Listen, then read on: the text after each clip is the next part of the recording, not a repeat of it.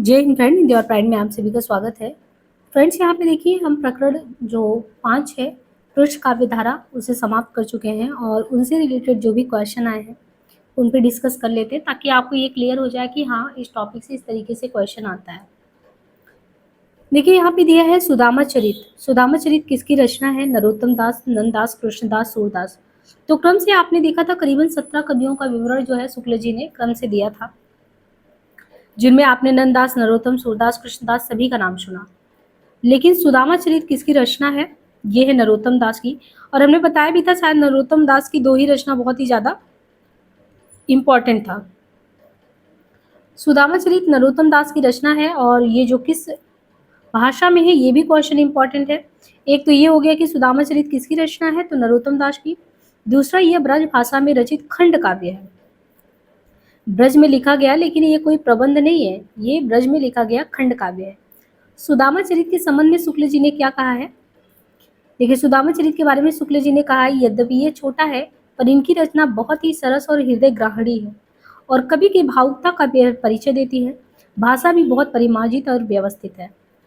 तो सुदामा चरित नरोत्तम की रचना ब्रज भाषा में है, खंड काव्य है। शुक्ल जी ने कहा यद्यपि ये छोटा है पर इनकी रचना बहुत ही सरस और हृदय ग्राहणी है और कवि की भावुकता का परिचय देती है।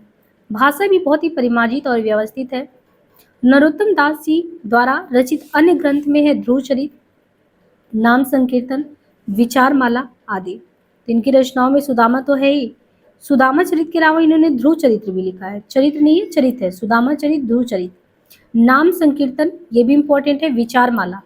और जो सुदामा चरित है वो नंददास की भी रचना है। देखिए यहाँ पे कंफ्यूज नहीं होना है। नंददास की रचना भी सुदामा चरित है और नरोत्तम की भी रचना है।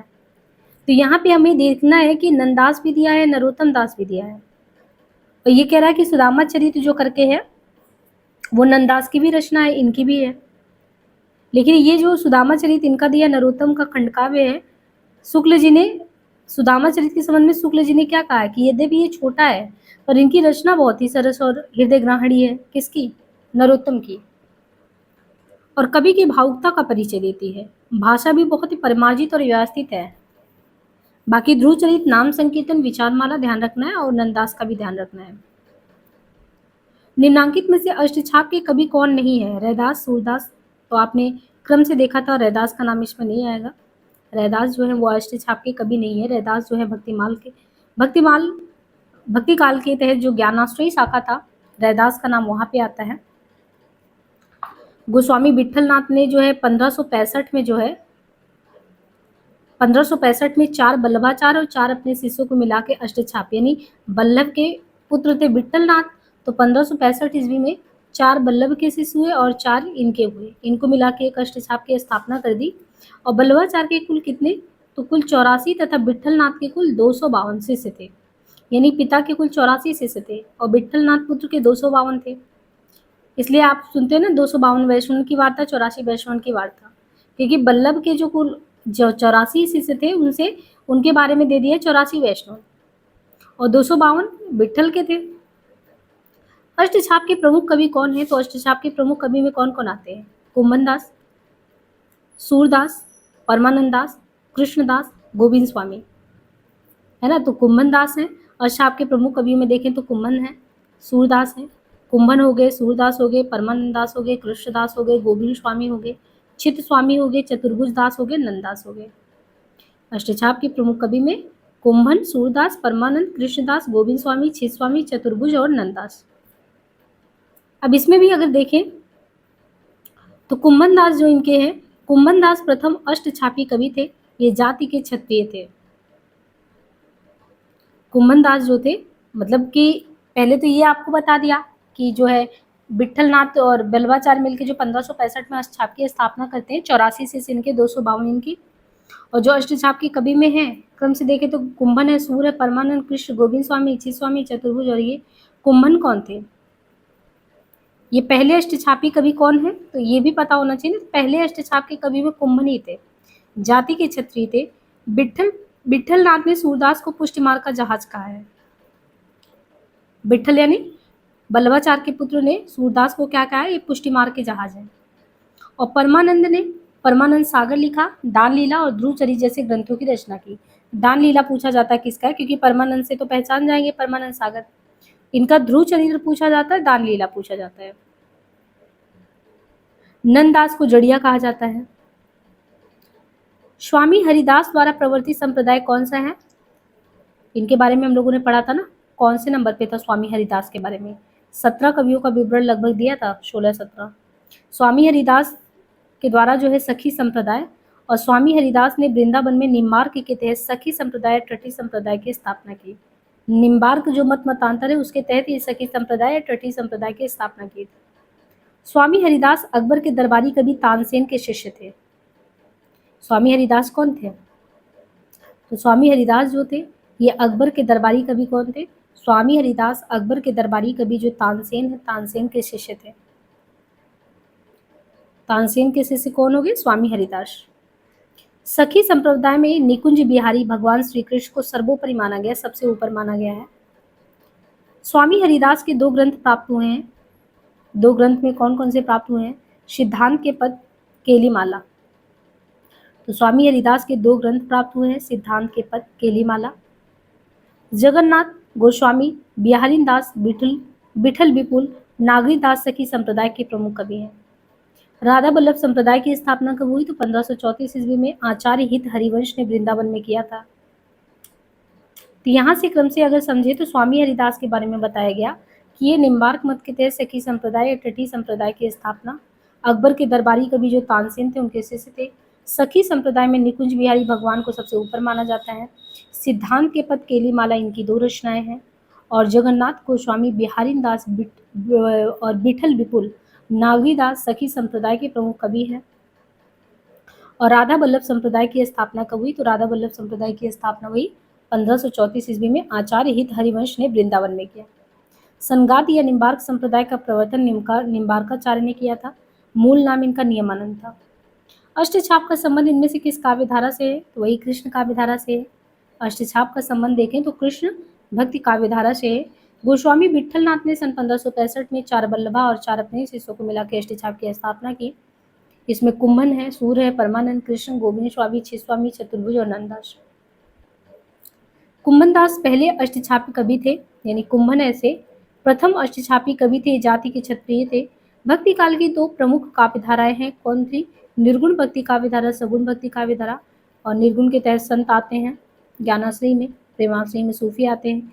सगुण काव्य धारा के तहत राम भक्ति शाखा, कृष्ण भक्ति शाखा, रासो काव्य धारा आदिकाल से संबंधित है। इनमें से अकबर दरबार के 9 रत्नों में शामिल कवि कौन थे?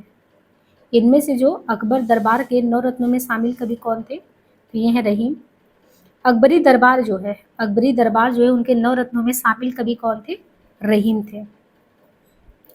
रहीमदास का मूल नाम अब्दुल रहीम खान खाना है। दोहावली, नगर शोभा, तो देखिए कई बार क्वेश्चन पूछा गया है, नगर शोभा, दोहावली, श्रृंगार सोरठा, मदनाष्टक पूछा जाता है। ये सभी नगर शोभा, श्रृंगार सोरठा, मदनाष्टक ये सभी इनकी रचना है। और बरवे नायिका भेद ये रहीम द्वारा अवधी भाषा में लिखा गया पहला रीति निरूपक ग्रंथ है, यानी अवधी में भी रीति निरूपक ग्रंथ लिखा जाता है, ये पता चलता है बरवे नायिका भेद से। अकबर ने अपनी सत्ता के सुदृढ़ीकरण हेतु 9 विद्वानों की नियुक्ति की, जिन्हें कालांतर में अकबर के 9 रत्न के नाम से जाना गया। अकबर के 9 रत्नों में शामिल प्रमुख विद्वान कौन से थे? तो अकबर के 9 रत्नों में कौन कौन शामिल थे? अबुल फजल, फैजी, तानसेन, बिरबल। तो 9 रत्नों में अबुल फजल, फैजी, तानसेन, बिरबल, राजा टोडरमल, राजा मान सिंह, अब्दुल रहीम खान खाना, हकीम हुकाम, मुल्ला दो प्याजा, ये भी पूछा जाता है 9 विद्वानों में जो देखे तो कौन कौन थे? तो अबुल फजल थे ही पहले नंबर पे, उनका दिया है। फिर फैजी भी थे, तानसेन, बिरबल, टोडरमल, राजा मान सिंह, अब्दुल रहीम खाने खाना, हकीम हुकाम, मुल्ला दो पियाचा। रसखान और कुंभनदास रसखान जो थे और कुंभनदास कृष्ण भक्त कवि तथा तुलसीदास राम भक्त कवि थे। अष्टछाप के कवियों में किनमें पिता पुत्र का संबंध था? तो ये था कुंभनदास, चतुर्भुज दास का। अष्टछाप के जो कवि थे उनमें जो कुंभनदास हैं, चतुर्भुज दास, इनमें पिता और पुत्र का संबंध था, यानी कुंभन अगर पिता तो पुत्र है इनके चतुर्भुज दास। अष्टछाप की स्थापना वही बल्लभाचार्य के पुत्र विठल ने ही किया था। बल्लभाचार्य ने नहीं किया था, उनके पुत्र विठल ने ही किया था। विठल ने ही श्रीनाथ मंदिर में 8 प्रहर भगवान की भक्ति के गुणगान के लिए 1565 में अष्टछाप की स्थापना की थी। 4 बल्लभ के शिष्य जिनमें, अब यहाँ पे देखिए कंफ्यूजन ना हो तो 4 बल्लभ में कौन-कौन आते हैं? कुंभन सूरदास, परमानंद दास, कृष्णदास। तो चारों दास है कुंभन, सूर, परमानंद, कृष्ण। लेकिन जो स्वामी करके हैं गोविंद स्वामी, चित्त स्वामी और चतुर्भुज और नंददास। वैसे भी नंददास के बारे में पढ़ेंगे, विट्ठल के ही हैं नंददास जो है। इनके अलावा अब क्योंकि पिता जो है तो पिता तो बड़े ही होंगे, पुत्र छोटे होंगे, तो चतुर्भुज दास तो फिर इनके विट्ठल में ही आएंगे ना, तो ऐसे भी याद रख सकते हैं। कुंभन तो सबसे पहले वाले हो गए और कुंभन के पुत्र चतुर्भुज दास, तो चतुर्भुज दास जो है वो विट्ठल नाथ में आ गए। तो बल्लभाचार्य के कुंभन भी है, सूर है, परमानंद है और कृष्णदास है। और जो विट्ठल के गोविंद स्वामी है, चित स्वामी, चतुर्भुज दास, नंददास है। सूर सागर में वड़ी जो राधा कृष्ण की लीलाओं की अनुरूपता है, तो ये कौन से स्कंद से लिया गया है? द्वादश स्कंद से। सूर सागर में जो राधा कृष्ण की लीला का अनुरूपता भागवत के द्वादश स्कंद द्वादश से लिया गया है। सूर सागर ब्रजभाषा में महाकवि सूरदास कृत कीर्तन पदों का सुंदर सा संकलन है सूर सागर। सूर सागर के 2 रूप मिलते हैं, संग्रहात्मक और संस्कृत भागवत के अनुसार द्वादश स्कंधात्मक। सूर सागर के विभिन्न विद्वानों ने सर्वसम्मति से गेय मुक्तक काव्य कहा है। सूरदास द्वारा रचित 25 ग्रंथ बताया जाता है, 3 ही है, सूर सागर, सरावली, साहित्य लहरी जो उपलब्ध है। नंददास के व्यक्तित्व एवं कृतित्व के संबंध में कौन सा कथन सही नहीं है? वे गोस्वामी विट्ठलनाथ के शिष्य थे, बिल्कुल सही है, विट्ठल के ही थे। अष्टछाप के कवियों में वे ही सबसे ज्यादा प्रसिद्ध हुए, ये चीज सही नहीं है। रास पंचाध्यायी भंवर गीत, देखिए इनका भ्रमर गीत करके नहीं है, इनका भंवर गीत करके है। और रस मंजरी इनका जो नायक नायिका भेद से संबंधित रचना है। तो दिए गए कथनों में ये अष्टछाप के कवियों में यही सबसे ज्यादा प्रसिद्ध हुई, ये सही नहीं है। बाकी नंददास ब्रजभाषा के कवि थे, बल्लभ संप्रदाय के अष्टछाप में से एक थे, विट्ठलनाथ के शिष्य हुए। रस मंजरी इनकी नायक नायिका भेद से संबंधित रचना है और विट्ठलनाथ के शिष्य थे ही। और सर्वोत्कृष्ट रचनाओं में इनका रास पंचाध्यायी और भंवर गीत है।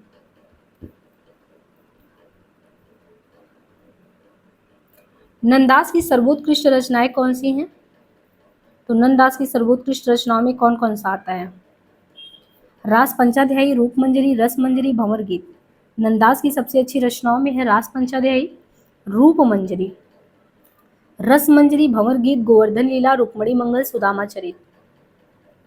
अलग है, जिसे रुक्मणी मंगल कई बार पूछा जाता है, सुदामा चरित, गोवर्धन लीला, रूप मंजरी, रस मंजरी, भंवर गीत। रस मंजरी नायक नायिका भेद पर आधारित है, रस मंजरी जो है नायक नायिका भेद पर आधारित है, जबकि जो रूप मंजरी है वो लघु आख्यान काव्य है। रूप लघु आख्यान है, रस मंजरी नायक नायिका भेद पे है। रस मंजरी में कुल 270 पद है। और अष्टचाप के भक्त कवियों में सबसे ज्येष्ठ थे कुंभन और सबसे कनिष्ठ थे नंददास। किस आचार्य के दार्शनिक सिद्धांत को भेदा भेदवाद कहा जाता है? तो ये है निम्बार्काचार्य। देखिए निम्बार्काचार्य के द्वैतवाद, अब आपको लगेगा कि शुक्ल जी की किताब से थोड़ा कम ही मिल रहा है, तो ये ध्यान रखिए कि जहाँ पे फैक्ट वाले हैं ना तो थोड़ा शुक्ल जी वाले में कम मिलेगा, लेकिन कॉन्सेप्ट आपके बहुत अच्छे क्लियर हो गए होंगे। बाकी हम हो सकता है आगे चल के डॉक्टर नगेंद्र का जो हिंदी साहित्य का इतिहास से करा दे, बहुत सारे उसमें फैक्ट वाइज आपको सही अच्छे से मिल जाएगा कंटेंट, है ना।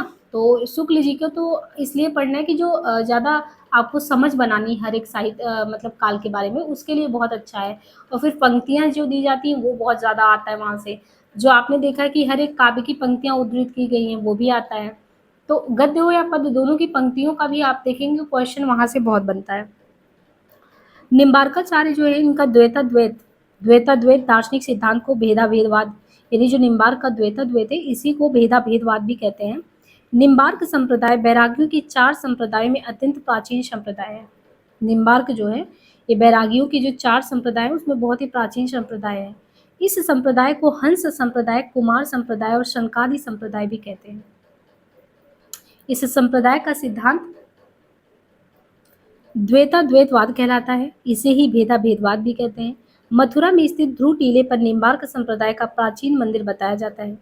आचार्य दार्शनिक मत देखिए रामानुजाचार्य, इनका है विशिष्ट द्वैतवाद, मध्वाचार्य का है द्वैतवाद, विष्णु स्वामी का है शुद्धाद्वैत, विष्णु का है शुद्धाद्वैत, मध्वाचार्य का है द्वैतवाद, रामानुजा का है विशिष्ट द्वैत। बल्लभाचार्य के विषय में कौन सा कथन सही नहीं है? इनका दार्शनिक सिद्धांत शुद्धाद्वैतवाद कहलाता है। इनके मत को पुष्टि मार्ग कहते हैं। देखिए बल्लभ का शुद्ध अद्वैत तो बिल्कुल सही है, बल्लभ ने शुद्ध अद्वैत ही कहा था।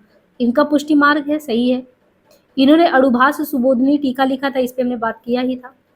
इनका संबंध रामानुजाचार्य के श्री संप्रदाय से स्थिर किया जाता है, ये सही नहीं है।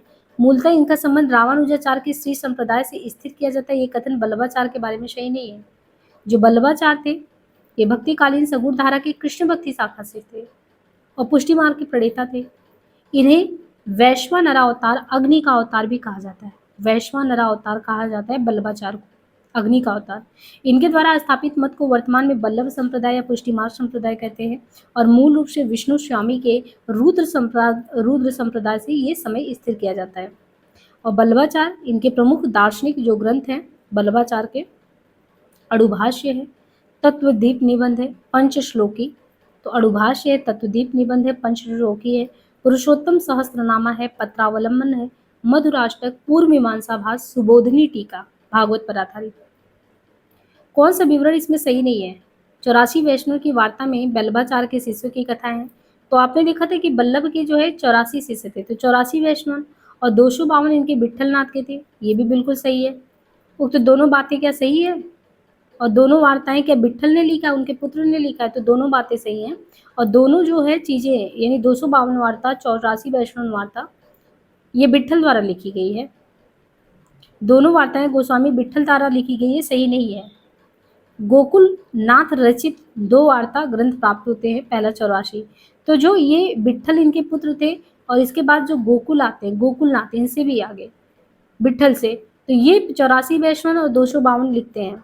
84 वैष्णव की वार्ता में बल्लभाचार्य के शिष्य की कथा, जो 252 वाले में विट्ठल की है। और इन वार्ताओं में प्राचीन ब्रजभाषा, जो प्राचीन ब्रजभाषा गद्य, उसी का रूप मिलता है। भक्तकालीन कृष्ण काव्यधारा के संबंध में कौन सा कथन सही नहीं है? इसकी एक सामान्य प्रकृति ये है कि यह अधिकतर प्रबंध रूप में रचा गया है। क्या भक्तिकालीन जो कृष्ण काव्यधारा है इसके बारे में कह रहे हैं कि इसकी एक सामान्य प्रकृति ये है कि अधिकतर ये प्रबंध में रचा गया है। गलत। प्रबंध में कहाँ रचा गया है? शुक्ल जी का दुख दर्द यही है कि प्रबंध में तो ये लोग रच नहीं पाए, सिर्फ कृष्ण जी के बाल लीला का वर्णन ही करते रह गए, उनका लोक रक्षक रूप तो दिखाया ही नहीं। पुष्ट मार्गी कृष्ण काव्य में गोपाल कृष्ण की बाल लीला को विशेष महत्व दिया गया, बिल्कुल सही है। कृष्ण काव्य का सर्वाधिक प्रिय विषय राधा कृष्ण की प्रेम लीला रहा। अधिकांश कृष्ण काव्य गीत पदों में रचे गए, ये भी सही है। यानी भक्तिकालीन जो कृष्ण काव्य धारा के संबंध में ये बातें बिल्कुल सही है। और कृष्ण भक्ति काव्य की विशेषताओं में है अवतारवाद की भावना, राधा कृष्ण की लीलाओं का वर्णन। तो अवतारवाद की भावना, राधा कृष्ण की लीला का वर्णन, वात्सल्य एवं श्रृंगार रस का वर्णन, प्रकृति चित्रण, संगीतात्मकता, ब्रजभाषा की प्रमुखता। इनमें से कौन सा कभी ज्ञान मार्गी विचारधारा से संबंधित नहीं माना जाता? जम्बनाथ, मल्लुकदास, ध्रुवदास, सुंदर, कौन सा ऐसा कवि है जो ज्ञान मार्गी विचारधारा से संबंधित नहीं माना जाता है? तो वो है ध्रुवदास। जो ध्रुवदास है, ध्रुवदास जी राधा बल्लभ संप्रदाय के भक्त कवियों में प्रमुख है। इनमें से जो ध्रुवदास हैं ये जो राधा बल्लभ संप्रदाय है, ध्रुवदास जी राधा बल्लभ संप्रदाय के भक्त कवियों में प्रमुख है, जबकि जम्बनाथ, मल्लुकदास और सुंदरदास ये ज्ञान मार्गी शाखा के प्रमुख कवि हैं। राधा बल्लभ में ध्रुवदास है और जम्बनाथ, मल्लुकदास और सुंदरदास का जो नाम है, ये जम्बनाथ, मल्लुक है, सुंदर, ये सब ज्ञान मार्गी में आते हैं। मल्लुक इनका है 12 खड़ी, रतन खान, ज्ञानबोध। मल्लुकदास की रचना में 12 खड़ी, रतन खान और ज्ञानबोध। और सुंदरदास का है ज्ञान समुद्र, सुंदर विलास। और जम्बनाथ का विष्णुई संप्रदाय के प्रवर्तक।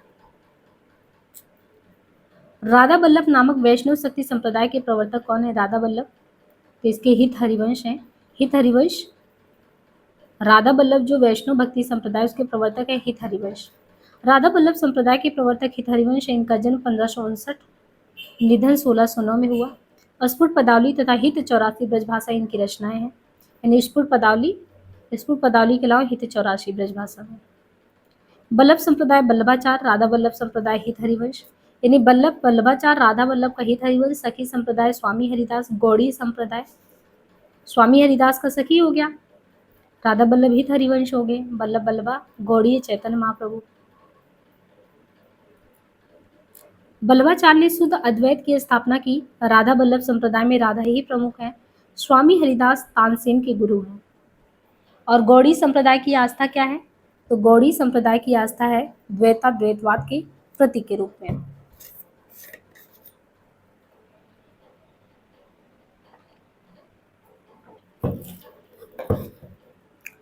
पुष्टि मार्ग को जहाज जात है, सो जाको कुछ लेना होए सो लो।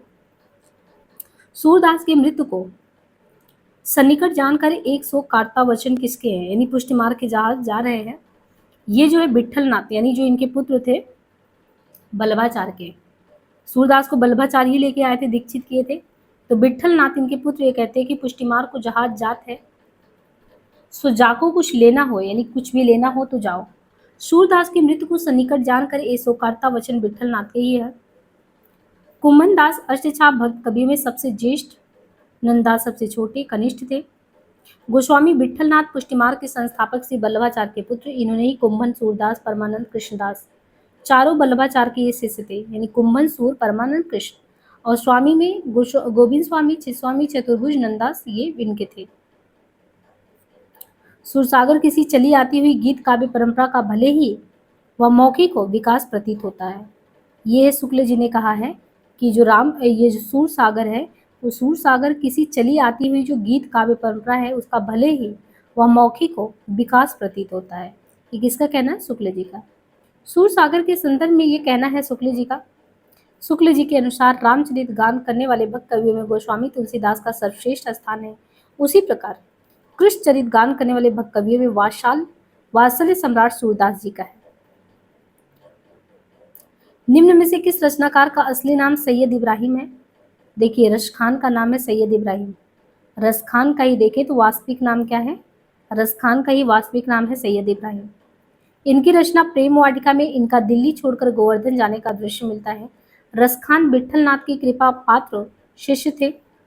भारतेंदु ने इनके समर्पण पर लिखा है, इन मुसलमान हरिजनन पर कोटिन हिंदू वारिये। आचार्य शुक्ल ने लिखा है, और कृष्ण भक्तों के समान इन्होंने गीत काव्य का आश्रय न लेकर कवि तसव्वुय में अपने सच्चे प्रेम की व्यंजना की है। एक तो ये हो गया कि रस खान का वास्तविक नाम क्या है? सैयद इब्राहिम। अब रस खान का जो वास्तविक नाम सैयद इब्राहिम है, इनकी रचना क्या है? प्रेम वाटिका है। प्रेम वाटिका में इनका दिल्ली छोड़कर गोवर्धन जाने का दृश्य मिलता है कि दिल्ली छोड़ के रस खान जो है गोवर्धन गए। और रस खान विट्ठलनाथ की कृपा पात्र शिष्य।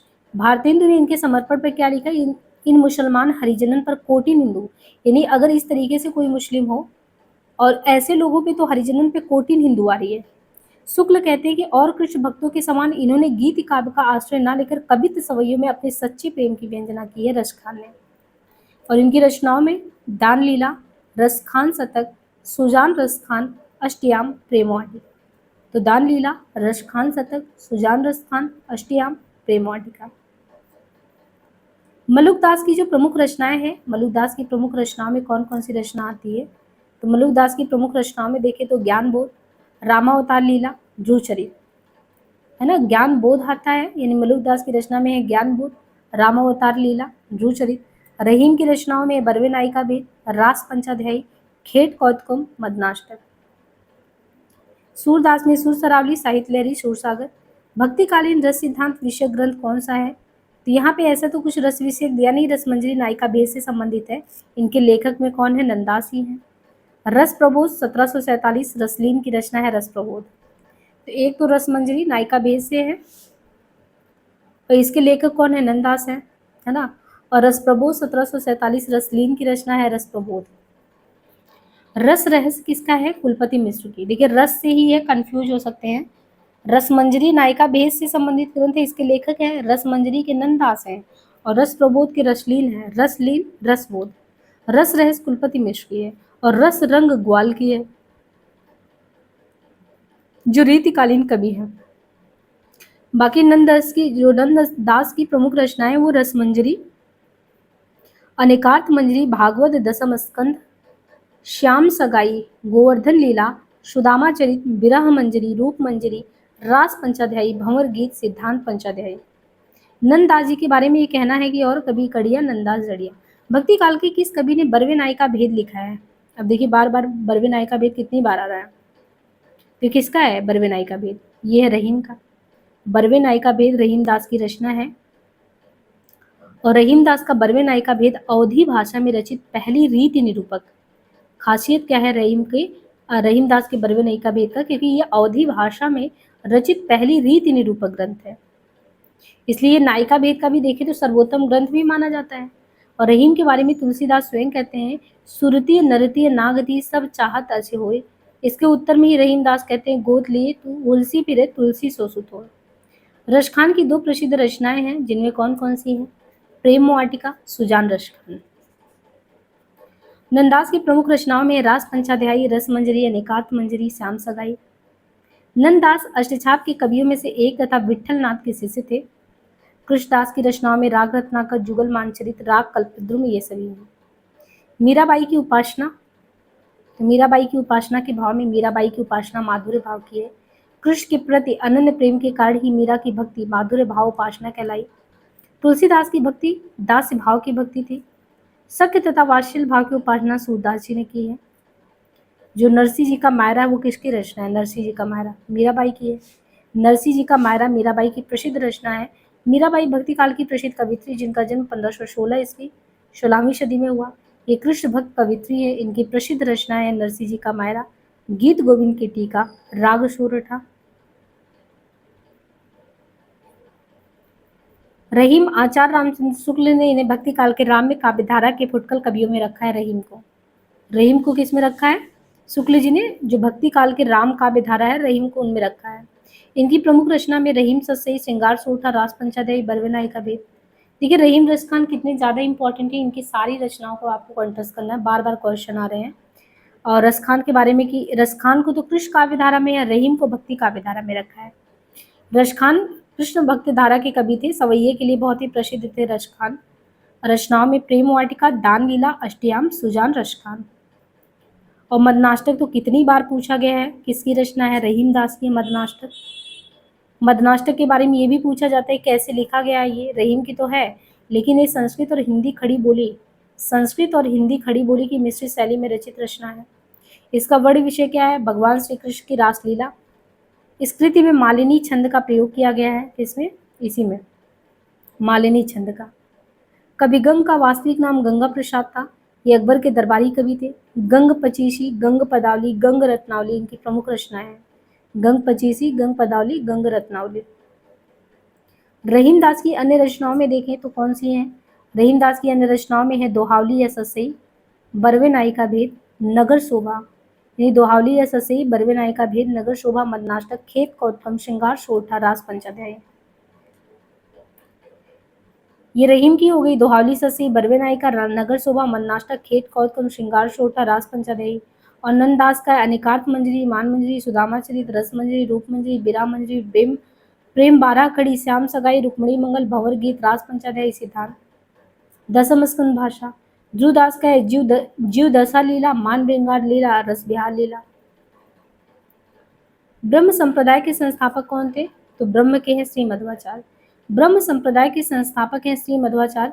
श्री मध्वाचार्य जी महाराज 12वीं सदी के महान संत। इनका जन्म दक्षिण भारत में तुलुव देश के बेलीग्राम में हुआ था। इनके पिता का नाम श्री नारायण जी भट्ट तथा माता का नाम वेदवती था। इन्होंने अपने सिद्धांत को द्वैतवाद नाम से प्रख्यात किया।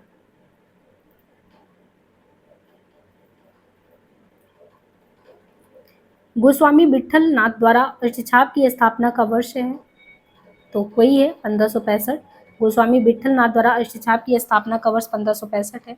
अष्टछाप महाप्रभु श्री वल्लभाचार्य और उनके पुत्र श्री विठल नाथ द्वारा संस्थापित भक्तिकालीन 8 कृष्ण भक्त कवियों का समूह था, जिन्होंने अपने विभिन्न पद एवं कीर्तनों के द्वारा भगवान श्री कृष्ण की लीलाओं का गुणगान किया।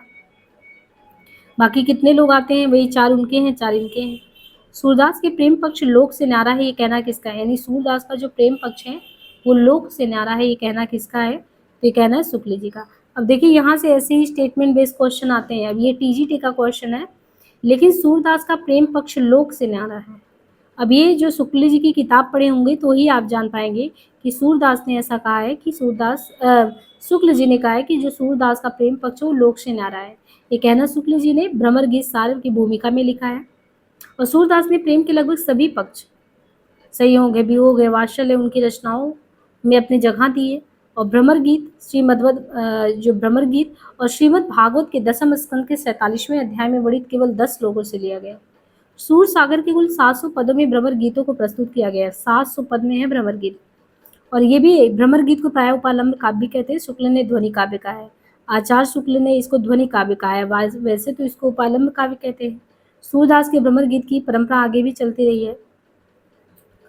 यहाँ पे देखें तो नंददास की रचना है भंवर गीत, सत्यनारायण कविरत्न ने लिखा है भ्रमर दूत और जगन्नाथ दास रत्नाकर ने लिखा है उद्धव शतक।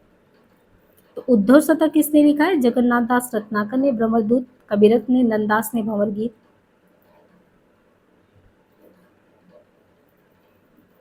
पौन मया करी घूघट टारे दया कर दामिनी दीख दिखावे काव्य पंक्ति किस कवि की है? पौन मया करी घूघट टारे दया करी दामिनी दीप दिखावे, ये काव्य पंक्तियां किस कवि की है? तो नेही नागरीदास की है। पौन मया करी घूघट टारे दामिनी दीप दिखावे, इसमें आपको वैसे भी नेही नागरीदास थोड़े अलग भी लगेंगे और इन्हीं की है नेही नागरीदास की। नेही नागरीदास हिंदी साहित्य के जाज्वल्यमान नक्षत्र है। नागरीदास का जन्म संवत 1590 के आसपास माना जाता है। इनकी गणना राधा वल्लभ संप्रदाय के प्रमुख जो भक्त कवि है उनमें नेही नागरीदास का नाम लिया जाता है। निम्नलिखित में से कौन सी नंददास की कृति नहीं है? अब देखिए यहाँ पे तीनों मंजरी दिया और कविप्रिया दिया, तो कविप्रिया आप पहचान गए होंगे केसो का है। कविप्रिया नंददास की नहीं है, नंददास की रूप मंजरी है, बिरहा है, मान। यानी रूप है तो हमने कहा था रूप है तो मान है तो बिरहा है। और कविप्रिया केशव की है 1601, केशव का कविप्रिया 1601। बाकी इनका रसिक प्रिया रामचंद्र का विज्ञान गीता।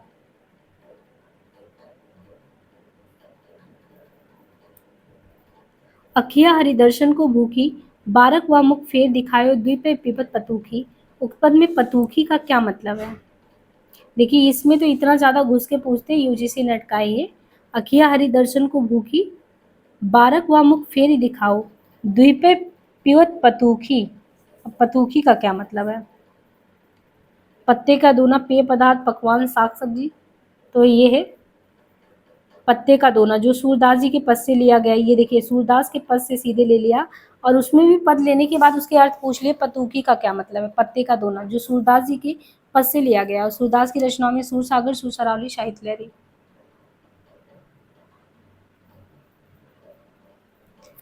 आगे पूछते हैं कि म्यारा री गिरधर गोपाल दूसरा रा कोई, दत्त मत घृत गाढ़ लेओ डार दया छुयो। पंक्तियों में छुया का क्या मतलब है? नेट में तो पंक्तियों के बीच में घुस के आपसे क्वेश्चन कर लेते हैं। एक तो हम लोग पंक्ति नहीं याद कर पाते और पंक्तियों में से भी उनके अर्थ पूछ ले तो हमारे लिए कितने संकटपूर्ण क्षण आ जाएंगे। तो वो वही स्थिति यहाँ पे है। और नेट वगैरह के डेप्थ आप देख सकते हैं कि ऐसे ही क्वेश्चन वो सीधे किताब वगैरह पूछेंगे भी नहीं आपसे। तो मारा री गिरधर गोपाल दूसरा ना कोई, और इसमें छुया का अर्थ पूछ लिया। तो उक्त पंक्ति में प्रयुक्त छुया का अर्थ है मट्ठा। उपयुक्त पंक्ति भक्तिकाल की संप्रदाय निरपेक्ष की कवित्री जो थी, इनकी कवित्री है मीराबाई। इनकी प्रमुख रचनाओं में है राग गोविंद, राग सोरठा, गीत गोविंद, नरसी जी का मायरा। और मीराबाई की कुछ और भी पंक्तियां हैं जैसे बसो मेरे नैनन में नंदलाल, हरि तुम हरो जन की पीर, घायल की गति घायल जाने और न जाने कोई, जाके सिर मोर मुकुट मेरो पति सोए। निम्नलिखित में से चतुर्भुज दास के संबंध में क्या सही है? कुम्भन दास के ये पुत्र थे, इनकी भाषा तत्सम प्रदान थी, इनके दो ग्रंथ थे, हितजू को मंगल इनकी काव्य कृति है। तो कुम्भन दास के पुत्र थे चतुर्भुज, ये तो बात बिल्कुल सही है। और हितजू को मंगल वो भी इन्होंने लिखा है। तो चतुर्भुज के संबंध में ये कथन सही है। चतुर्भुज कुम्भन के पुत्र थे, हितजू को मंगल इनकी काव्य कृति है। चतुर्भुज का समय 1530 से 85। इनके गुरु गोसाई विठल थे। इनका जन्म जमुनावती यूपी में हुआ था। ये अष्टछाप के कवि थे। अष्टछाप के कवि में कुम्भन सबसे बड़े, नंद छोटे। प्रकृति जाके जोई अंग परी, श्वान पूछ कोटि जो लागे सुधना काहू करी, बहुविध चित्र बनाए कि हरि राशियों को रास।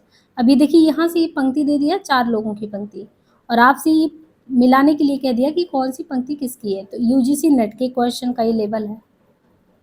जैसे ये पंक्ति सूरदास की कि प्रकृति जाके जोई अंग परी, स्वान पूछ कोटिक जो लागे सुधिना काहू करी। तो प्रकृति जाके जोई अंग परी, स्वान पूछ कोटिक जो लागे सुधना काहू करी। कबीरदास की पंक्ति बहुविध चित्र बनाए के हरि राज्यों क्रीड़ा रास, ये कबीरदास की है। मीरा की पंक्ति है थारू रूप देखा अटकी, कुल कुटुंब सजड़ सकल बार बार हटके। और तुलसीदास का गुरु नित मोहि प्रबोध दुखित, देखी आचरण मम मोहि उपजई अति क्रोध। यहाँ पे देखिए अष्टछाप के कवियों से संबंधित सही विकल्प यहाँ पे चुनना है आपको।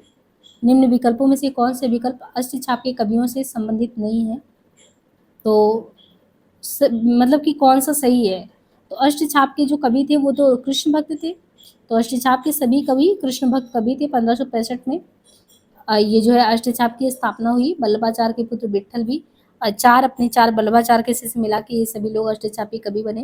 कुंभन ने ही लिखा है, संतन को कहाँ सीखरी सो काम, आवत जात पनैया टूटी, विसर गयो हरि नाम। फिर निम्न में से कौन सा कथन रहीम जी के बारे में गलत है? वो योद्धा और राजनीतिज्ञ भी थे, वो अनपढ़ थे, वो कला मनमग्न थे, वो विद्या व्यसनी थे। तो यहाँ पे देखिए रहीम दास के बारे में कि जो रहीम है वो अनपढ़ थे, ये कथन गलत है। रहीम का मूल नाम अब्दुल रहीम खान खाना था।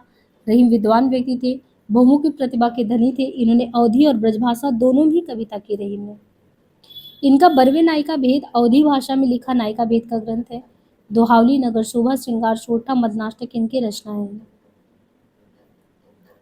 इस रस की अभिव्यक्ति में सूरदास संसार के सर्वश्रेष्ठ कवियों में गिने जाते हैं। यह वात्सल्य, वात्सल रस की अभिव्यक्ति में ही सूरदास संसार के सर्वश्रेष्ठ कवियों में गिने जाते हैं। शुक्ल ने लिखा है कि वात्सल और श्रृंगार के क्षेत्र का जितना अधिक उद्घाटन सूर ने बंद आंखों से किया, उतना किसी और कवि ने नहीं किया। इसीलिए कहा जाता है ना कि वात्सल रस की अभिव्यक्ति में सूरदास जो है वो संसार के सर्वश्रेष्ठ कवियों में एक है। और शुक्ल ने लिखा है कि वात्सल और श्रृंगार के क्षेत्र का जितना बढ़िया वर्णन सूर ने किया बंद आंखों से, उतना किसी और को ने नहीं किया। इन क्षेत्रों का कोना कोना में झांकाएं, ये तो हमने पढ़ाया था, वहां पे भी बोला था, ये क्वेश्चन आए हुए हैं। भ्रमर गीत नाम से सूर के काव्य को किसने संपादित किया? भ्रमर गीत नाम से आचार्य शुक्ल ने ही संपादित किया था। भ्रमर गीत नाम से जो है सूर के काव्य को। शुक्ल जी की आलोचनात्मक कृतियों में है गोस्वामी तुलसीदास 1923 में। रामचंद्र शुक्ल तो बहुत बड़े आलोचक भी रहे हैं, जिन्होंने तुलसीदास पे गोस्वामी तुलसीदास 1923 में लिखा, जायसी पे 1924 में लिखा। देखिए तुलसी पे लिखा 23 में, फिर जायसी पे लिखा, फिर भ्रमर गीत सार 1925 में लिखा। रस मीमांसा बहुत प्रसिद्ध है, इनका 1949 में लिखा। रस मीमांसा शुक्ल की सैद्धांतिक आलोचना है। एक व्यवहारिक आलोचना होता है, एक सैद्धांतिक होता है। रस मीमांसा जो है शुक्ल की सैद्धांतिक आलोचना की श्रेणी में आता है। आचार्य शुक्ल ने आलोचना के क्षेत्र में इनको कहा कि ये विरुद्धों का सामंजस्य है, क्योंकि आप देखते हैं ना कि हर एक चीज में शैव वैष्णव में लड़ाई हो रहा, वहां सामंजस्य बिठा रहे, या कहीं पे भी आप देखते हैं तो हर जगह पे सामंजस्य बिठाते हैं। इसलिए इनको आलोचना के क्षेत्र में विरुद्धों का सामंजस्य सिद्धांत के प्रवर्तन के रूप में देखा जाता है। प्रेम वाटिका, इसके रचनाकार रसखान है। ये बल्लभ संप्रदाय में दीक्षित है रसखान। और रसखान जो कि कृष्ण भक्त कवि थे, और इन्होंने कृष्ण के सगुण निर्गुण दोनों पक्षों पे बात की है मनोयोग से। गंगावतरण ये भी पूछा जाता है। तो प्रेम वाटिका के अलावा इनका गंगावतरण भी है रसखान का। हिंडोला जगन्नाथ दास रत्नाकर की रचनाएं हैं। तो यहाँ पे जो गंगावतरण है, प्रेम वाटिका तो है ही, हिंडोला जगन्नाथ दास रत्नाकर की रचना है। और कीर्ति लता पताका ये विद्यापति की अवहट्ट भाषा में लिखी रचनाएं हैं। मीराबाई को किसकी शिष्या कहा जाता था? मीराबाई स्वयं से ये कहती थी कि हमारे गुरु कौन है? रैदास है। तो संत रैदास की शिष्या, और इनका समय भी वही 16वीं सदी। मीराबाई का जन्म वही राजस्थान में हुआ था। ये बचपन से कृष्ण भक्त उपासक थी। इनकी भक्ति माधुर्य भाव की थी। इनकी महत्वपूर्ण रचनाओं में नरसिंह जी का मायरा था और गीत गोविंद का टीका। तो एक तो नरसिंह जी का मायरा था ही, गीत गोविंद टीका, राग गोविंद तथा राग सोरुठा के पद, 4 रचनाओं के बारे में देखिए शुक्ल जी की किताब में भी उल्लेखित है, और यहाँ भी ये क्वेश्चन पूछा जा रहा है। महावाणी ये थोड़ा अलग हो सकता है। महावाणी किस संप्रदाय की रचना है? एक बार मुझे ये लगा महावाणी मुझे भी नहीं पता। तो महावाणी जो संप्रदाय की रचना है निम्बार्क का है। महावाणी निम्बार्क संप्रदाय की रचना है। महावाणी के रचनाकार हैं हरिव्यास देव। एक तो ये पता चल गया क्वेश्चन कि महावाणी कौन से संप्रदाय की रचना है। तो महावाणी है निम्बार्क संप्रदाय की। अब महावाणी के बारे में कि इसके रचनाकार कौन है, तो महावाणी के रचनाकार हो गए हरिव्यास देव। वो भी निम्बार्क संप्रदाय के हरिव्यास भी प्रमुख कवि। हरिव्यास देव के गुरु का नाम क्या है? तो श्री भट्ट है। और श्री भट्ट का देखिए भक्त कवियों में उल्लेख भी है। तो महावाणी निम्बार्क संप्रदाय की रचना, इनके रचनाकार हैं हरिव्यास देव, निम्बार्क संप्रदाय के प्रमुख कवि। इनके गुरु का नाम है श्री भट्ट। श्री भट्ट को निम्बार्क संप्रदाय में हितु सखी क्या कहते हैं? निम्बार्क संप्रदाय में श्री भट्ट को हितु सखी का अवतार माना जाता है। परशुराम देव के गुरु का नाम हरिव्यास देव है। परशुराम ने निम्बार्क संप्रदाय की गद्दी को राजस्थान के सलेमाबाद में स्थापित किया। निम्बार्क संप्रदाय के संस्थापक निम्बार्काचार्य हैं। विष्णु के स्थान पर कृष्ण के सगुण रूप का सर्वप्रथम प्रतिपादन निम्बार्का ने किया। अष्टछाप की स्थापना 1565 में गोस्वामी विट्ठल ने किया। गौड़ीय संप्रदाय के प्रवर्तक कृष्ण चैतन्य महाप्रभु हैं। और राधा बल्लभ की स्थापना कब किया गया? तो राधा बल्लभ की किया गया 1534 में। और राधा बल्लभ संप्रदाय के हित हरिवंश ने वृंदावन में किया था। खेटू कौतुकम भी कई बार पूछा गया है। रहीम की है रचना। रहीम की तो मोस्ट ऑफ द क्वेश्चन जो है इनकी रचनाओं से पूछा ही गया है। अब ज्योतिष ग्रंथ में जैसे खेट कौतुकम, तो खेट कौतुकम के रचयिता कौन है? रहीम है। और रहीम दास जी की रहीम का मूल नाम अब्दुल रहीम खान है। बड़े दानी थे। रचनाओं की खोज सबसे पहले इनका भरतपुर के माया शंकर याज्ञिक ने किया। रहीम ने संस्कृत, पारसी और हिंदी मिश्रित भाषा में खेट कौतुकम लिखा। रहीम दास जी की प्रमुख रचनाओं में कौन कौन सी है? तो दोहावली है, नगर शोभा है, श्रृंगार सोठा है, मदनाष्टक है, बरवे नायिका भेद है। बरवे नायिका भेद इनकी अवधि में है। प्रथम रीति निरूपक है। इसकी रचना संस्कृत के भानुदत्त की जो रासमंजरी है, भानुदत्त की रसमंजरी के आधार पे है। और जो पुष्टि मार्ग के प्रवर्तक कौन है? तो बल्लवाचार्य है। पुष्टि मार्ग के प्रवर्तक हैं बल्लवाचार्य। पुष्टि मार्गी भक्ति में पुष्टि का मतलब है भगवत अनुग्रह या कृपा। शुद्ध अद्वैतवाद के प्रतिपादक है बल्लवाचार्य। रामावत संप्रदाय के संस्थापक है रामानंद। स्मार्त संप्रदाय और अद्वैतवाद के संस्थापक है स्मार्त संप्रदाय और अद्वैत के हैं शंकराचार्य। और विशिष्ट इसके रामानुजा। कौन सी नरोत्तम दास की विख्यात कृति है इसमें? तो पहले भी देखिए आया था सुदामा चरित, पहला ही क्वेश्चन था कि सुदामा चरित किसकी रचना है, और वही चीज यहाँ पे घुमा के पूछ दिया। सुदामा चरित नरोत्तम की विख्यात कृति है। नरोत्तम का जन्म सीतापुर जिले के वाड़ी नामक कस्बे में हुआ और इनकी प्रमुख काव्य कृतियों में है सुदामा चरित। सुदामा चरित इनका खंड काव्य है। ध्रुव चरित, सुदामा चरित, विचारमाला। नरोत्तम की प्रमुख जो भाषा है वो ब्रज है। मीराबाई के पदों में किस भाषा का प्रयोग हुआ है? तो मीराबाई की जो भी रचना है उसमें कौन सी है? तो 1516 में इनका जन्म बताया गया। श्री कृष्ण की उपासना प्रियतम या पति के रूप में मीराबाई की भाषा राजस्थानी मिश्रित है। इनकी प्रमुख रचनाओं में गीत गोविंद की टीका, नरसिंह जी का मायरा राग, सोरठा राग गोविंद, रुक्मणी मंगल। खीरा सिर से काटिए मलियत नमक लगाए, ये किसके बारे में किसने कहा है? ये कथन किसका है? ये है रहीम का। रहीम जो कि अब्दुल रहीम खान का ना। बरवे नायिका भेद नामक ग्रंथ की रचना अवधि में करते हैं और अवधि में ही रचित इनकी पहली ये रीति निरूपक ग्रंथ होती है। दोहावली, नगर शोभा, श्रृंगार सोठा, मदनाष्टक, खेत कौतुकम अन्य रचनाएं हैं। निम्नलिखित में से कौन राधा बल्लभ संप्रदाय का प्रवर्तक है? तो राधा बल्लभ के कौन है? हित हरिवंश।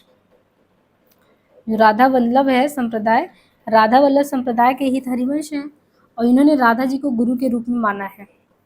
राधा बल्लभ संप्रदाय हित हरिवंश प्रवर्तक हैं और इन्होंने राधा जी को गुरु के रूप में माना है।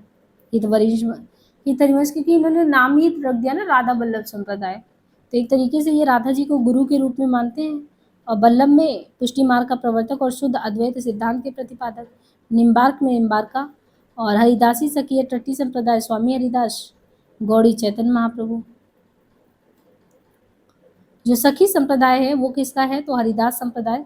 सखी संप्रदाय को हरिदासी या टट्टी संप्रदाय भी कहते थे। इसका नाम भी पूछा जा सकता है अलग से कि सखी संप्रदाय को और किस नाम से जाना जाता है, तो वही है सखी संप्रदाय को जो है किस नाम से हरिदासी या टट्टी संप्रदाय भी कहते हैं।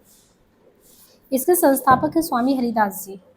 राधा बल्लभ संप्रदाय के संस्थापक है राधा बल्लभ के हित हरिवंश। गौड़ी संप्रदाय के चैतन्य मत का दार्शनिक सिद्धांत अचिंत्य भेदाभेद है। अष्टछाप का संस्थापक विट्ठल है।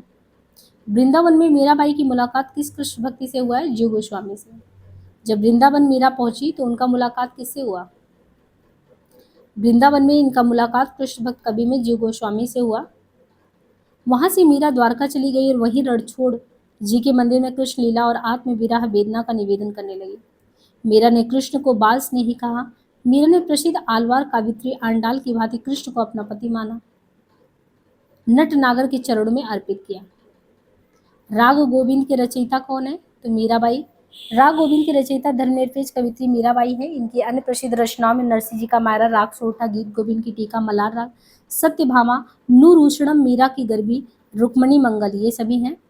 मीराबाई की उपासना पद्धति कैसी पद्धति थी? माधुर्य भाव की थी। उपासना पद्धति माधुर्य भाव की थी। मीराबाई मूलतः संप्रदाय निरपेक्ष कृष्ण भक्त कवित्री थी। इनकी प्रमुख रचनाओं में गीत गोविंद का टीका, नरसिंह जी का मायरा राग सोरठा, रुक्मणी मंगल, मलार राग, सत्यभामानुरूषणम, मीरा की गरबी। तुम मारे घर आओ जी प्रीतम प्यारा, चुन चुन कलिया में सेज बनाऊं, भोजन करूं मैं सारा, ये किनकी पंक्तियां हैं? ये जो पंक्तियां दी गई ये भी मीराबाई की है। मीराबाई कृष्ण भक्त कवियों में माधुर भाव की श्रेष्ठ कवि थी। और बाकी महादेवी वर्मा तो मैं नीर भरी दुखी बदली, विद्यापति का देसिल बैना सब जन मिठा, भूषण का है तीन बेर खाती वे तीन बार खाती है, जो और भी पंक्तियां हैं। और स्वास्थ्य श्री तुलसी कुलभूषण दूषण हनन गोसाई बारह बार प्रणाम, ये वाला तो हमने बताया था कि कैसे इन्होंने जब बहुत परेशान थी मीरा जी तो तुलसीदास को लिखी थी कि तुलसीदास ने उसको कंप्लीट करके आगे दिया था। जाके प्रिय न राम वैदेही तजी तेई कोटि बैरी समझदपि परम स्नेही। मीराबाई की रचनाओं में किस भाषा की छौंक ज़्यादा पाई जाती है? अब स्वाभाविक सी बात है वो कहाँ से थी, राजस्थानी, तो वो चीज़ दिखता है राजस्थानी। उनकी कविताओं में गहरी टी से जो भक्ति के रंग में रंग कर और गहरी हो गई है। मीराबाई द्वारा रचित ग्रंथों में नरसिंह जी का मायरा, गीत गोविंद, राग सोरठ के पद, मलार राग, सत्यभामानुरूषणम, मीरा की गरबी, रुक्मणी मंगल। बसो मेरे नैनन में नंदलाल, तो वही उन्हीं की पंक्ति है बसो। और फिर लरिकाई को प्रेम कहो अली कैसे करी के छूटत है, सूरदास ने कहा है लरिकाई को जो प्रेम है वो कहो अली कैसे करी के छूटत, नौ मरकत मणि श्याम मणिगम ब्रज बाला। नंदास की पंक्तियों में है वृंदावन को रीझ मनहु पहिरायो माला, कंचन मणि मरकत रस ओपी, कृष्णरास का नंद सुवन के संगम सुकर अधिक विराचती गोपी। रसखान कवि का वास्तविक नाम क्या था? तो सैयद इब्राहिम था रसखान का नाम। जन्म वही अनुमान था दिल्ली में 1533 में, मृत्यु भी वहीं पे 1618 में आसपास। और सुजान रसखान प्रेम वाटिका दान लीला अष्टयाम इनकी रचना है। गौड़ीय संप्रदाय के संस्थापक इनमें कौन थे? तो गौड़ीय संप्रदाय चैतन्य महाप्रभु थे गौड़ीय के। चैतन्य महाप्रभु का है गौड़ीय संप्रदाय। ये हरिवंश का राधा बल्लभ, स्वामी हरिदास का सखी है टटी संप्रदाय, लालदास का है लालपन। मेरे तो गिरधर गोपाल दूसरों ना कोई, वही माधुर भाव से उत्प्रोत कवित्री मीरा की पंक्ति है। पायो जी मैंने राम रतन धन पायो, मीराबाई की ही पंक्ति है। बाकी ये जितनी भी रचनाएं हैं उसको हमने बता दिया है। गोविंद का टीका, नरसिंह का मायरा, मलार राग, राग गोविंद, सत्यभामानुरूषणम, मीरा की गरबी, रुक्मणी मंगल। मीराबाई का मलाल किसकी कृति है? मीराबाई का मलाल वो भी इन्हीं की है।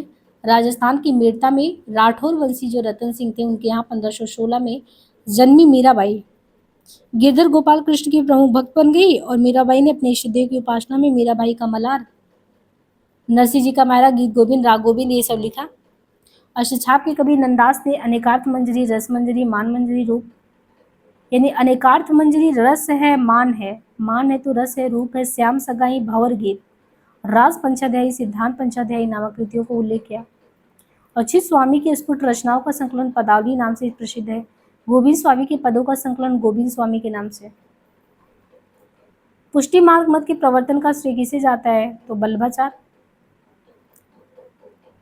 पुष्टि मार्ग के प्रवर्तन का श्रेय उन्हें जाता है, अष्टछाप इनके पुत्र विट्ठल ने किया था।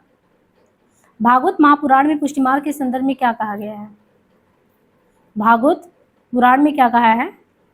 पुष्टि की में पोषणम किम तद अनुग्रह भगवत कृपा। बल्लभाचार्य ने निम्न ग्रंथों की रचना की है। बल्लभाचार्य की है पूर्व मीमांसा, उत्तर मीमांसा है ब्रह्मसूत्र भाष्य, अणुभाष्य, श्रीमद् भागवत की सूक्ष्म टीका, तत्वदीप निबंध, निम्बार्काचार्य ने निम्बार्क संप्रदाय की स्थापना की। इनके द्वारा रचित ग्रंथ वेदांत पारिजात सौरभ, ये किसके? निम्बार्काचार्य का निम्बार्क संप्रदाय, इनके द्वारा रचित ग्रंथ में है वेदांत पारिजात सौरभ 10 श्लोकी। श्री कृष्ण अस्तवराज यानी निम्बार्का का जो रचना है वो है वेदांत पारिजात सौरभ 10 श्लोकी। श्री कृष्ण अस्तवराज, प्रपन्न कल्पावली आदि रामानुजाचार्य ने श्री संप्रदाय की स्थापना की तथा इनका मत विशिष्ट द्वैत था। कौन कृष्ण भक्ति शाखा का कवि इनमें से नहीं है? तो कबीरदास नहीं है ना, वो नहीं है। बाकी डॉक्टर बच्चन ने लिखा है कि हिंदी भक्ति काव्य के पहले क्रांतिकारी पुरस्कारकर्ता कौन है? तो क्रांतिकारी के रूप में कौन मानता है इनको? बच्चन जी। बाकी वाड़ी का संग्रह इनका बीजक नाम से धर्मदास इनके शिष्य ने किया ही, और 1464 में। बाकी नंददास, सूरदास ये सभी तो कृष्ण भक्ति काव्य धारा से हैं। नरसिंह जी का जो मायरा वो किसकी रचना है? तो वही है मीराबाई की। नरसिंह जी का मायरा किसके? मीराबाई की रचना है 1516, और बाकी जितने भी हैं वही बार बार। इसे आपको पता लग रहा है ना कि इतने क्वेश्चन रिपीट हो रहे हैं। धाम को गांव प्यार ते जानो, ज्ञान विषय रस भोरे, सुरसो बहुत कहे ना कहे रस, गूलर को फल मोरे। अब देखिए यहाँ पे भी बीच से आपको पंक्तियों का अर्थ हायर कमीशन में पूछ लिया है कि जो है अंतिम पंक्ति का अर्थ बताइए। ढकी छिपी बात बोलने से कहीं कहीं बात का आनंद समाप्त हो जाता है। ये पद शुक्ल द्वारा संपादित जो भ्रमर गीत सार है उसमें है, और इसमें महाकवि सूरदास के पदों का संग्रह है, जिसे शुक्ल जी ने सूर सागर के भ्रमर गीत से लगभग 400 पदों को छाट कर भ्रमर गीत सार के रूप में प्रकाशित कराया था। मीरा की कविता के संबंध में क्या चीज अनुपयुक्त है? मीरा के काव्य में बिछुओं की तड़पन ज्यादा है, सही है। मीरा का प्रेम परिवार से निरंतर तिरस्कार पाया। मीरा के काव्य में रहस्य अनुभूति का रंग है। तो मीरा का विद्रोह साध्य है, साधन नहीं। देखिए मीरा की कविता के संबंध में मीरा का विद्रोह साध्य है, साधन नहीं, अनुपयुक्त है। शेष कथन तो मीरा के बारे में सही है। डॉक्टर शिव कुमार शर्मा मीरा के काव्य के संदर्भ में लिखते हैं कि मीरा का जो काव्य है आंसुओं के जल से सिक्त, पल्लवित और पुष्पित, प्रेम बल की मनोहारिणी सुगंध से सुवासित है। मीरा की कविता का विषय उनकी आत्मानुभूति, जीवन अनुभव, उनकी आत्मा उनके आराध्य गिरधर नागर के विविध अनुभवों से विकसित और समृद्ध है। प्रेम ही उनके जीवन और भक्ति का सर्वोत्तम सार है। इस प्रेम की प्रेरणा मीरा स्वयं है। उनका एकमात्र संकट कृष्ण से विद्रोह है। इस श्री कृष्ण की उपासना प्रियतम या पति के रूप में उन्होंने किया। मीरा के लिए उनकी कृष्ण भक्ति साधन और साध्य दोनों ही है। मीरा का विद्रोह कबीर के विद्रोह की तरह साधन है, साध्य नहीं। मीरा का साध्य ऐसे भाव की प्राप्ति है जो समस्त दुविधाओं और भेदों से ऊपर उठा दे। या ब्रज में कुछ देखो रे टोना, और यहाँ पे देखिए, या ब्रज में कुछ देखो रे टोना, ले लेहुरी क्यों श्याम सलोना, इनके माध्यम से क्या चीज बताया गया है? पद में प्रयुक्त पंक्ति के माध्यम से प्रेमावेग में वर्तमान का विस्मरण संकेतित है। अन्य 3 विकल्प गलत है। इस पद में मीरा जो है वो ब्रज की गोपियों का, जो मीरा है वो ब्रज की गोपियों को कृष्ण प्रेम दर्शा रही हैं। मीरा कहती है लगता है किसी ने उनके ऊपर टोना कर दिया। वो दही बेचने घर से निकलती है, किंतु आगे जाने पर जब राह में श्याम मिल जाते हैं तो वह सुध बुध खो बैठती है। दही की जगह श्याम सलोना ही लोगे बेचने लगती हैं। गिरधर के प्रेम में वह पूरी तरह से खो गई हैं। मीरा की कविता में प्रेम की गंभीर अभिव्यंजना है, उसमें विरह की वेदना है तो मिलन के उल्लास की है। उनकी कविता में सादगी व सरलता है। इन्होंने मुक्तक गेय पदों की रचना की है। मुक्तक गेय पद, रैदास को मीरा का गुरु माना जाता है। ये माधुर्य भाव की कवित्री है। उन्होंने कृष्ण का स्मरण गिरधर नागर के रूप में किया है। पंत ने मीरा को राजपुताने की मरुस्थल की मंदाकिनी कहा है। कितनी बड़ी बात है। सुमित्रा नंदन पंत ने मीरा को क्या कहा है? राजपुताने की जो मरुस्थल है वहां की ये मंदाकिनी है। जोगी मज्जा मज्जा मज्जा में जोगी से मतलब क्या है? कृष्ण। मीरा ने कृष्ण को जोगी, जोगिया, रावल आदि संबोधन भी दिए हैं। इन संबोधन के संदर्भ से ही मीरा पर नाथपंथी प्रभाव परिलक्षित होता है। ऐसे पदों में मीरा की अपने आराध्य के प्रति प्रेम की तीव्रता दीवानगी की हद तक है। मीरा की इस तीव्रता को सूफी संतों के प्रभाव से भी जोड़ा जाता है। इनके अलावा मीरा ने कुछ पदों में सदगुरु का भी उल्लेख किया। इस प्रकार के साक्ष्यों से मीरा का निर्गुण संत परंपरा भी दिखता है। यद्यपि मीरा कबीर, रैदास, नानक या पुष्टमार्गीय भक्त कवियों की तरह भ्रमणशील नहीं थी, यद्यपि उनकी साधु मंडली में प्रत्येक पंथ के साधु तथा भक्तजनों का स्वागत था। मीरा की भक्ति का आधार कृष्ण के प्रति एकनिष्ठ प्रेम। मीरा के पदों को 3 भागों में बांटा जा सकता है, एक लीला के पद, विनय के और व्यक्तिगत अनुराग के। मीरा जोधपुर के राजा रतन सिंह की पुत्री, चित्तौड़ के राजा भोजराज की पत्नी, और इनका जन्म 1516 से 46 में कुड़की राजस्थान में मृत्यु द्वारका स्थित रणछोड़ नाथ जी के मंदिर में हुआ था। मीरा की प्रमुख काव्य कृतियां हैं गीत गोविंद का टीका, नरसिंह जी का मायरा, राग गोविंद, मलार राग, मीरा की गरबी, राग सोरठा, रुक्मणी मंगल।